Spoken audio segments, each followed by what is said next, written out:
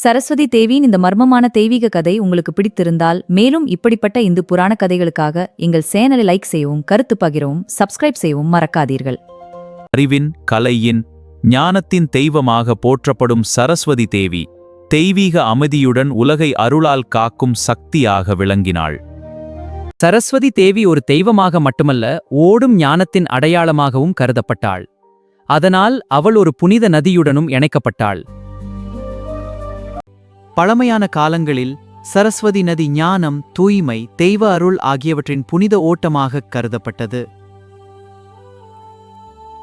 முனிவர்கள், ஞானிகள், சாதகர்கள் பலரும் அந்த புனித நதிக்கரையில் தவம் செய்து அறிவையும் ஆன்மீக வெளிச்சத்தையும் பெற்றனர். ஆனால் காலப்போக்கில் அந்த புனித சரஸ்வதி நதி கண்களுக்கு தெரியாத ஒரு மறைநதியாக மாறத் தொடங்கியது. அதுவே ஒரு பெரிய மர்மமாக அமைந்தது. சரஸ்வதி நதி மறைந்தது என்பது வெறும் இயற்கை மாற்றம் மட்டுமல்ல என்று பலர் நம்பினர்.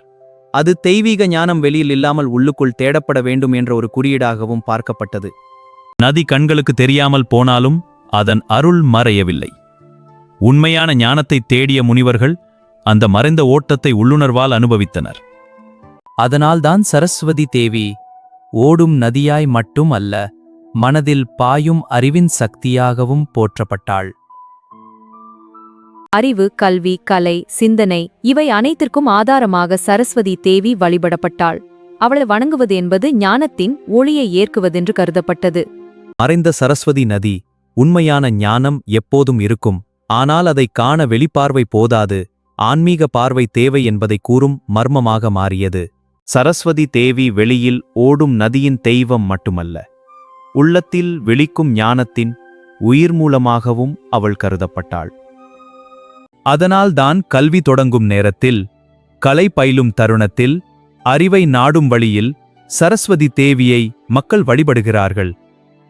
கண்களுக்கு மறைந்த சரஸ்வதி நதி உண்மையான ஞானம் பல நேரங்களில் வெளியில் தெரியாமிருந்தாலும் அதன் அருள் என்றும் ஓடிக்கொண்டே இருக்கும் என்பதை நினைவூட்டுகிறது. சரஸ்வதி பற்றிய இந்த மர்மம், அறிவு என்பது வெறும் புத்தகத்தில் மட்டுமில்லாமல் மனம், ஆன்மா, உண்மை தேடல் ஆகியவற்றிலும் இருப்பதை உணர்த்துகிறது.